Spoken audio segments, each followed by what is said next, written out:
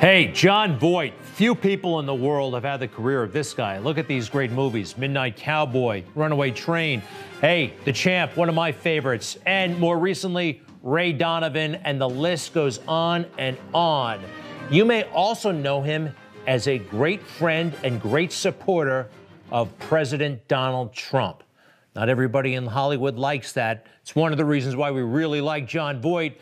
He's talented, he's gutsy, and he's our guest on Newsmax. Jon Voight, welcome back to Newsmax. How are you, sir? Hey, Greg, how are you? Terrific, and it's great to see you. Hey, listen, I know you've received an Academy Award. What did you think of last night's Academy Awards? Well, they had a tough go because, very few people have seen those films in a theater, and just checking them in critically and just seeing what's going on here and there. People didn't have a chance to sit down and really enjoy those films. And that's tough for all the performers and all of the people responsible for those films. So it was it's a tough thing for them to have to come to this year and have their work in this situation. But, God hasn't stopped making talent. They're all very gifted people, and they had a wonderful night last night, I'm sure, everybody. They are very talented people, but more and more it seems like they're working in a box. It's a box designed by, I'm not exactly sure who's putting it together, but it says that you have to speak in a certain way and you have to act a certain way. And I'm not talking about the craft of acting, and you have to support certain candidates. And I know Hollywood's always kind of been a little bit to the left, but it seems off the charts right now. Is that the case? Yes. Yes, let's face it. The Democrat Party, which is obviously in sway now, has been overtaken by the left, and it's very anti-American, actually. So it's a tough time right now. We're in a battle for the country. I want to take a look. America seems to be tuning out. You mentioned COVID. I understand that's a problem, but it looks like they're down from 50% since last time. That's a big, big hit. You know these performers, and they love the art. I'm not sure that they are as political as they're being portrayed. Like, where is this coming from? Do they all naturally hate Donald Trump? Is that it? I mean, if you want to be an actor, what do you care about who's in the White House? I mean, to a certain point. Where is this coming from, this impetus, this push to go so far to the left? Well, I'm going to go back a little bit. I grew up in the 60s, I started my career in the late 60s, and that was a very destructive time for our country. And it started out with the trauma of us losing our very popular president, John Kennedy. And then it seemed like many elements came forth to disrupt off of that trauma. And one of them certainly was the KGB, but there was just a big influx of negativity. And it is marked. There's a book, David Horowitz is a wonderful fella and a great historian, and was active during that period. And he made a big transition. He was raised as a communist, and then by his parents, and then he was the editor of Ramparts magazine, and then he had a really an eye-opening, very traumatic event of his own, and he turned at that time. But he knew all the players. And I would say that anybody who's really interested, and people say, I'm interested in the truth and all of that. If you're really interested in the truth, pick up his book, Radical Son, and another one by his friend Peter Collier, and it's called A Destructive Generation. And that'll give you a good portrait of what was going on in the 60s. And it was a takeover by the left. And we've seen it, during the Reagan years, there was a little bit of a pause.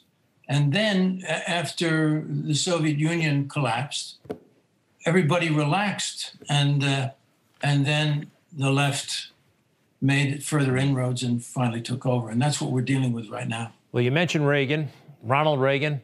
great president, and there's a movie coming out next year. You're in it. It's called Reagan, very simply. It's set to be released in 2022. Dennis Quaid plays Reagan, and we've got some footage here of it in production. Let's take a look here. Quaid looks pretty good. And tell us a little bit about your character. You actually play a KGB agent. Yeah, that's why I probably mentioned the KGB, because I knew what they were doing at the time in the 60s from the research that I did and from having been in the 60s. But anyway, I play a character who's a KGB, kind of a former KGB guy who's kind of turned. And he's asked by a young fellow coming up what happened during that time. Why did we give up without a fight? Talking about the Soviet Union. And I sit him down and tell him the story of Ronald Reagan. And to that degree, I'm a strong part of the film. Sir, you have a special relationship with Donald Trump. He awarded you the Presidential Medal of Freedom, richly deserved, of course. Quite a moment for you.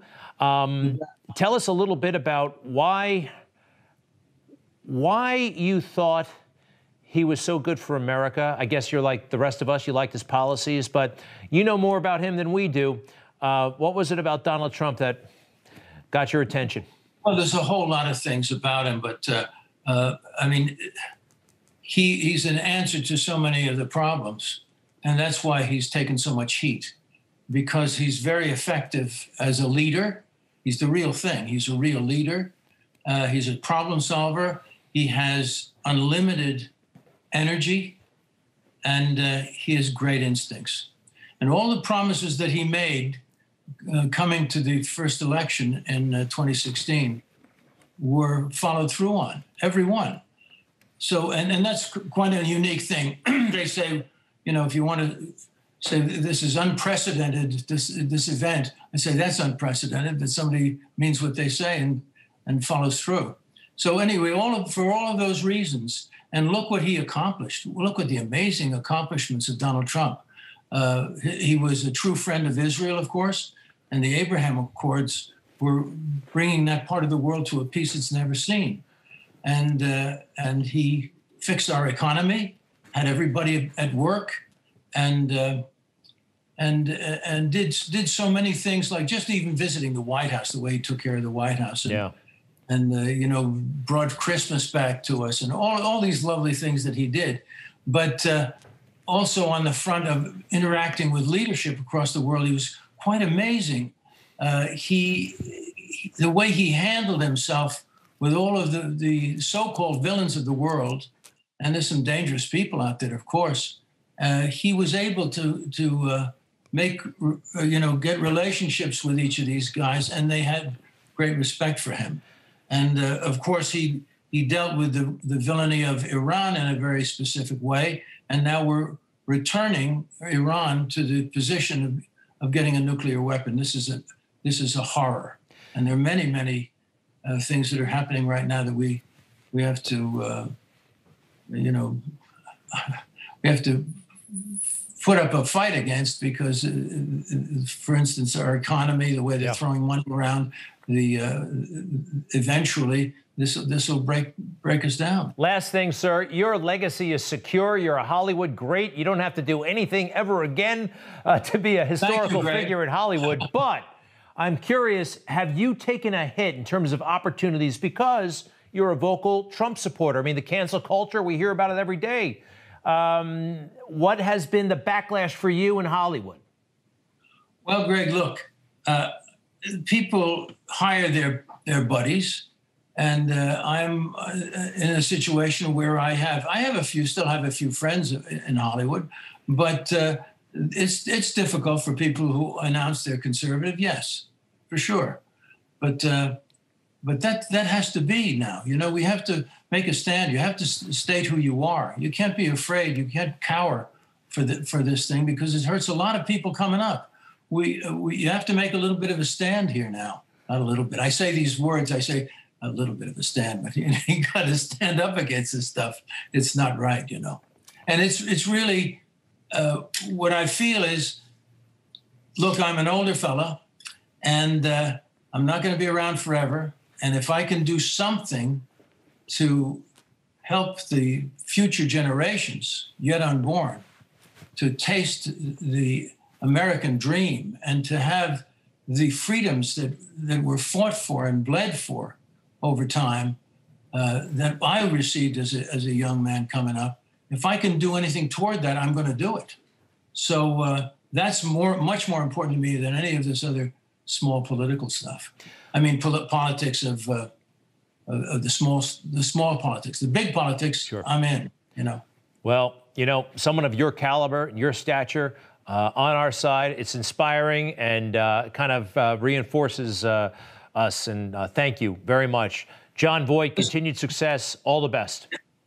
Okay, Greg. Thank you. You bet. You bet. Hey, I'm Rob Finnerty. Thanks for watching. If you enjoyed this video, please join the conversation in the comments below. Don't forget to subscribe, too. Hit the bell icon to be alerted to breaking news. And remember, there's a whole lot more on Newsmax TV, America's fastest growing cable news network. Newsmax TV, where real news for real people.